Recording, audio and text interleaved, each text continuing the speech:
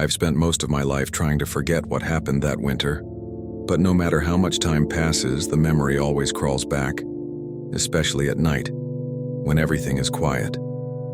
People think lockdown drills are routine, boring safety procedures. They don't realize how quickly those drills can turn into something horrifyingly real. It was January of 2014. I was a junior at a mid-sized high school in upstate New York. Nothing particularly special about it. Just your average American school with ugly beige hallways, flickering lights, and lockers that always seemed to stick. But that week, the air in the building felt heavier. Maybe it was because of the blizzard warnings on the news. Maybe it was because of the strange police car parked near the west entrance 2 days in a row. Or maybe it was because of the incident nobody was talking about. The one where a substitute teacher vanished after the last bell and never came back. Whatever it was, I ignored it. I had more important things on my mind. A chemistry test I hadn't studied for, a fight with my girlfriend, and the fact that I was failing history. The last thing I cared about was a stupid lockdown drill. That Wednesday, halfway through fourth period, the PA system crackled to life. "Attention students and staff," Principal Lowry's voice said. "We are now initiating a code black lockdown. This is not a drill. Please follow procedures immediately." The room fell silent. At first, none of us reacted. We were so used to drills that it felt like another routine. But when our teacher, Mr. Hines, bolted for the door and yanked down the blackout blinds with trembling hands, the atmosphere shifted. Something was different this time. Something was wrong. He locked the door, turned off the lights, and motioned for us to move away from the windows. "Phones off." "No talking," he hissed. "Get to the corner. Stay low." We shuffled into the farthest corner of the classroom, hearts thumping. Some kids were laughing nervously, whispering that it was probably nothing. But I noticed Mr. Hines pacing back and forth by the door, his jaw clenched and his hand hovering near the heavy metal ruler he kept on his desk. Minutes passed. 10, 15, 20. No announcements. No updates. Just silence. Then footsteps. They echoed faintly in the hallway outside. Slow, heavy, deliberate. Too deliberate. Someone was walking past each classroom door, stopping for a second, then moving on. Everyone held their breath. The footsteps stopped right in front of ours. We heard a soft tap, tap, tap on the metal handle. Mr. Hines froze. Nobody dared move. Then a voice. Barely a whisper, but close enough to hear through the door. I know someone's in there. It wasn't a teacher's voice. It wasn't a police officer. It was deep, strained, almost playful, and it chilled me to the bone. The handle jiggled once, twice, then silence again. The footsteps continued down the hallway. Someone next to me, I think it was Claire, started quietly crying. Mr. Hines mouthed, "Shh," and pressed his ear to the door. His face drained of color. "We're not supposed to still be locked down this long," whispered Daniel, the kid next to me. "What the hell's going on?" I didn't answer, because I was starting to notice something strange too. The footsteps, they weren't going away. They were looping back, again and again, pausing at the same spots. Sometimes they stopped for minutes at a time, right outside a classroom. Then slowly they'd continue. It felt like whoever was out there was searching, hunting. By the time the PA system finally crackled again, an hour had passed. "Teachers remain in lockdown," the principal's voice said, strained.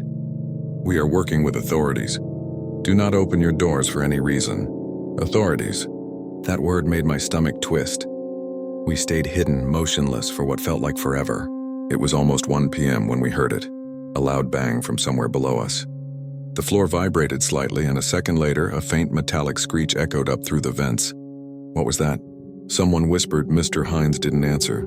He was already crawling toward the supply closet, pressing his ear against the vent near the floor. After a moment, he backed away, pale. "There's movement in the maintenance crawl space," he muttered.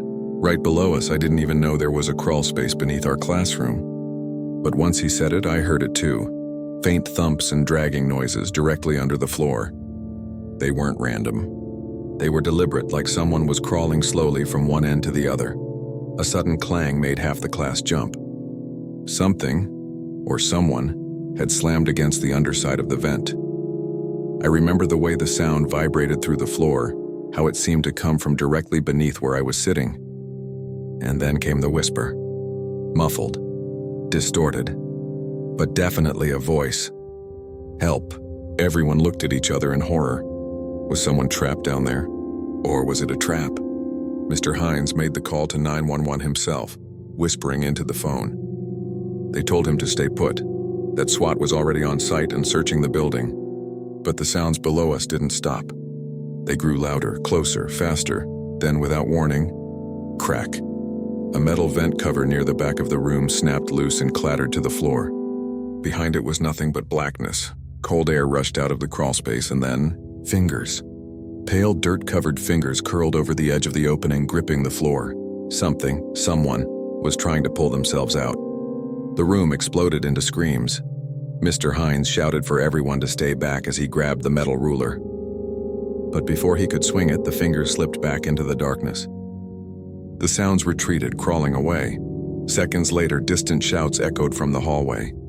The unmistakable pop, pop, pop of flashbangs followed. SWAT. We were escorted out of the building nearly 3 hours later, one class at a time.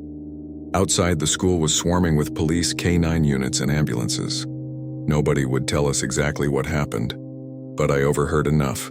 A man had broken into the school through a maintenance hatch behind the boiler room. He'd been living in the tunnels beneath the building for days, maybe weeks. He'd built a makeshift space down there with food, blankets, even a mattress. Police believed he'd been watching students through the vents, studying schedules, learning the layout. When SWAT entered the crawl space, he was gone. All they found were empty food wrappers, a blood-stained knife, and a small notebook filled with names. My name was on the list. So were 3 other kids from my class. I never went back to that school. I finished the year online. They sealed off the crawl spaces and installed motion sensors, but it didn't matter.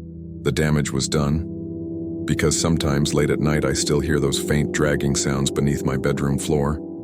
And I know deep down that he's still out there, still watching, still waiting. I never used to believe those stories about people disappearing inside schools. You hear things as a kid, rumors of secret tunnels, hidden rooms, abandoned wings. Most of it's just urban legend, exaggerated and passed down from one bored student to another.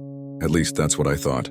I was 17 when it happened, a senior at Greenfield High, a school that was old enough to have been a military hospital during World War II. We used to joke about it, calling the basement the bunker, and daring each other to peek into the locked utility doors. The place was a maze of narrow halls and half-renovated storage spaces, some of which hadn't been touched in decades. It was a Friday morning in early November. Gray skies, cold rain tapping against the windows. Everything about the day felt off from the moment I walked through the doors. The air in the hallways was heavier than usual, like the building itself was holding its breath. There were more security guards around too, and 2 police cruisers parked outside by the east entrance. Rumors were already spreading. Someone had broken into the building overnight. A door had been pried open in the boiler room. But nothing was stolen. Nothing was vandalized. Whoever it was, they'd just been there. We shrugged it off, but the unease stuck with me all morning. By the time third period rolled around, a storm had rolled in and turned the world outside into a gray blur. We were halfway through a quiz in English class when the PA system crackled. Attention staff and students. We are now entering a code black lockdown. This is not a drill. Repeat, not a drill. The words hit the room like a shockwave. Our teacher, Mrs. Chen, dropped her pen and sprinted to the door, locking it and switching off the lights. Phones away, she hissed. To the wall and now. We crouched against the far wall trying to stay calm. Most of us had been through half a dozen lockdown drills by then, but this was different. The hallways were too quiet. There were no distant voices, no doors closing, no footsteps of administrators moving around. Just silence. 5 minutes turned to 10, then 15. Still nothing. I was sitting near the back window, one that overlooked the old faculty parking lot. That's when I saw it, a figure in a dark hooded coat standing motionless in the rain. He was facing the building, looking straight at our classroom. And even from that distance, I knew he was staring right at me. After almost 40 minutes of silence, someone knocked on our classroom door. 3 sharp taps. Everyone froze. Teachers are trained not to open the door during a lockdown, no matter who's on the other side. But the knocking came again. 3 knocks, then 2, then 1. It was almost like a code. Mrs. Chen held up a hand, signaling us to stay silent. But then, without warning, a piece of paper slid under the door.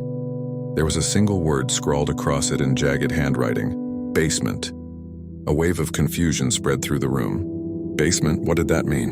The next thing we knew, the fire alarm went off. Beep, beep, beep.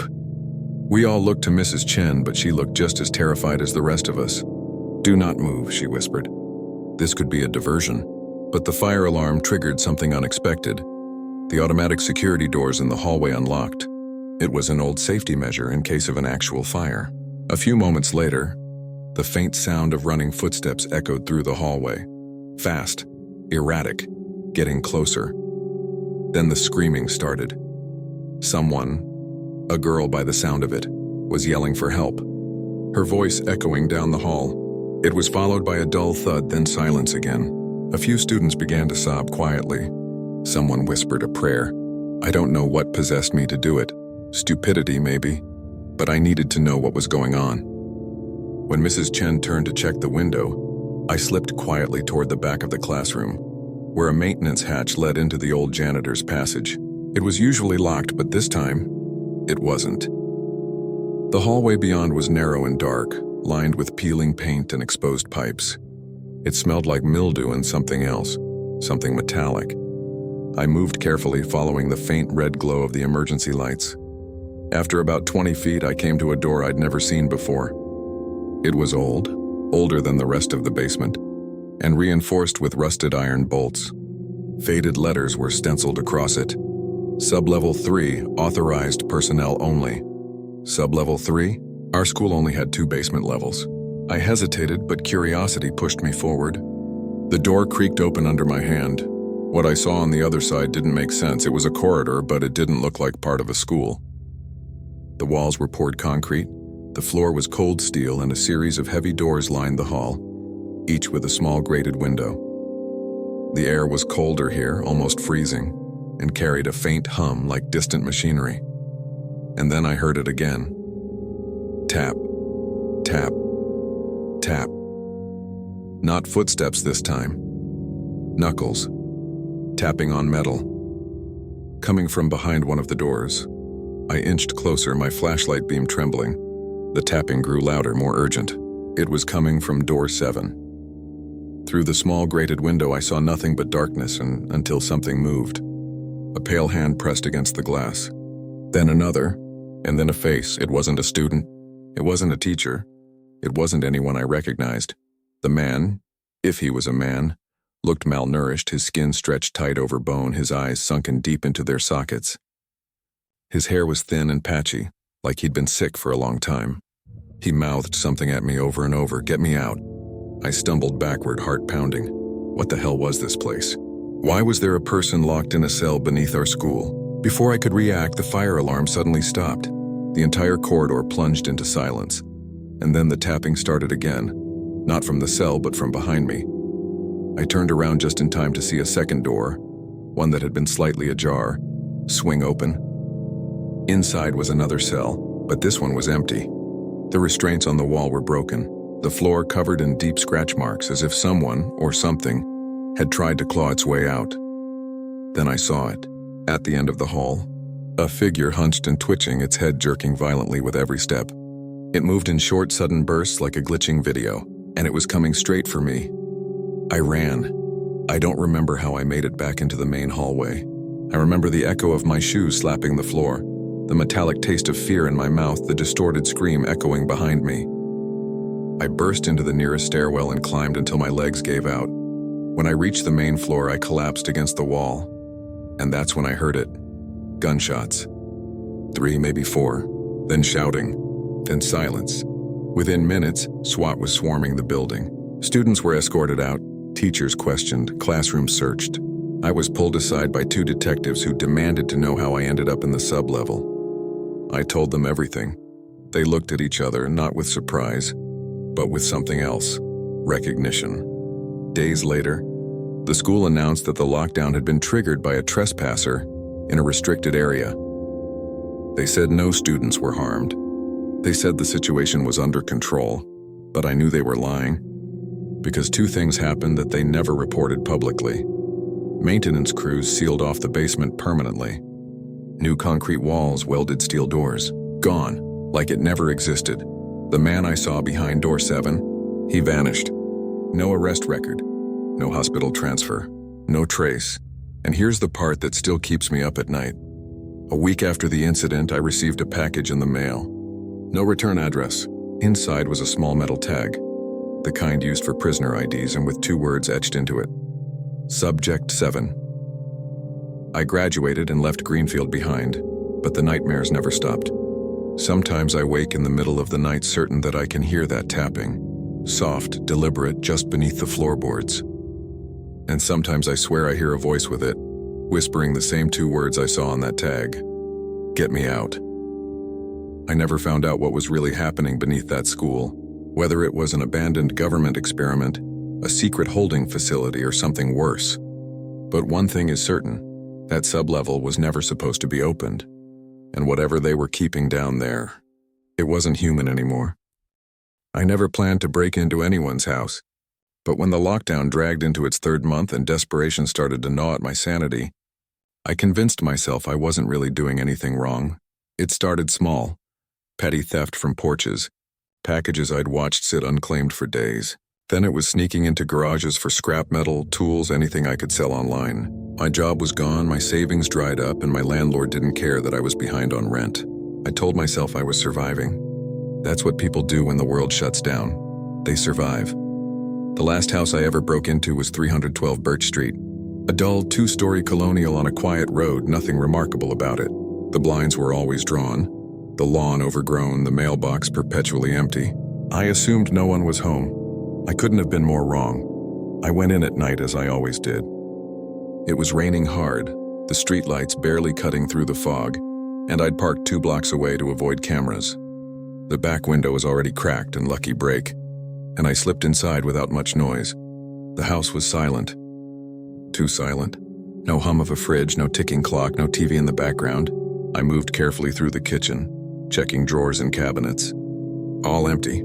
Same with the living room. No pictures, no furniture, no signs of life. It was like the place had been abandoned for years. But then I saw the light. A thin beam spilling from a doorway at the end of the hall. It wasn't bright, more like a flickering bulb. Against every instinct, I followed it. The door led to the basement.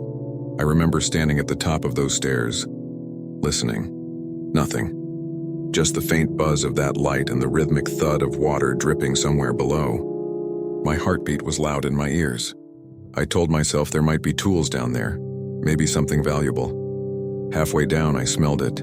It was faint but unmistakable. The sour, metallic tang of rot. My stomach flipped, but I kept going. I needed to know. The basement was unfinished, concrete floor and exposed beams. A single bulb hung from a cord in the center, swaying gently like someone had brushed past it moments before. And against the far wall behind a stack of plastic bins was a door. It shouldn't have been there. It wasn't part of the house's layout. I'd checked the blueprints online. There was no second room down here. Yet here it was, old and heavy and padlocked shut. I should have left. I know that now. But curiosity, or maybe greed, pushed me forward. I used a hammer from the workbench to smash the lock. It broke on the second hit. The door creaked open. The smell hit me first, stronger, heavier, suffocating, and then the darkness beyond it swallowed my flashlight beam. The room was lined with wood panels, the air thick and stale. It felt wrong, like stepping into someone's grave, and then I saw them. 3 chairs bolted to the floor in a perfect row. On each, a figure sat slumped forward, their skin pale and gray, their hair matted to their skulls. They were wearing hospital gowns. They were dead. I stumbled back, choking on the stench, my hands shaking so violently I nearly dropped the flashlight. But something made me stay, a glint on the far wall. I raised the beam. Photographs. Hundreds of them. Black and white prints pinned to the wood. All of them of me walking to the store. Me unlocking my apartment door. Me asleep in my bed, someone had been watching me. For years, my knees buckled. I couldn't breathe. The room spun, my mind screaming for me to run. But I was frozen, until I heard it. The stairs creaked. Someone else was in the house. I killed the flashlight and pressed myself into the shadows behind a shelf. My heart was hammering so hard I thought whoever was coming down would hear it. Slow footsteps descended into the basement. steady, patient, like they already knew I was here. And then a man's voice. Calm, almost cheerful. I was wondering when you'd come, I didn't move. Couldn't he stop just outside the door? I could see his silhouette against the dim light, tall, broad-shouldered, wearing a long coat. He reached into his pocket and pulled out something metallic that clicked in his hand. I tried to be patient, he said softly, but you made it easy. The basement door slammed shut, and the lock turned from the outside. I don't know how long I crouched there in the dark, my breath shallow and trembling, staring at the faint outline of that locked door. Every instinct screamed at me to move, but fear pinned me in place like a pinned insect, helpless, silent, waiting. The man didn't speak again. I could hear his footsteps circling the basement, slow and deliberate. They stopped near the 3 chairs, the ones holding the lifeless figures.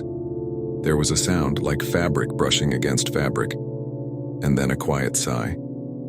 I wanted to keep them, he murmured, but they never listened. My stomach twisted. Them, whoever they were, they'd once been alive. They'd sat in those chairs before whatever nightmare happened here, and now I was next. I forced myself to move, inching toward the hidden door I'd smashed open. Maybe there was another exit, a vent, a small window, anything. But the room was sealed, just rotting wood and cold concrete. Then I heard something that made my blood freeze. The man was humming. Not a random tune, but a song. One I knew. One my mother used to sing to me before bed. Good night, my darling. Sleep tight, my love. My vision tunneled. How did he know that song? I gripped my flashlight and turned it back on, scanning the room again. The walls weren't just lined with photographs of me. They were covered with names, dates, and addresses. Hundreds of them, most crossed out. Mine wasn't. There was also a folder sitting on a small metal table. My curiosity overpowered my terror. I flipped it open. Inside were detailed notes about me, my childhood, schools I'd attended, my last 3 jobs. There were even pages about my parents, my mother, my father, and my father's death, except my father hadn't died. He'd left. That's what I'd always been told. The last page was a newspaper clipping. Local man missing after alleged involvement in serial abduction ring.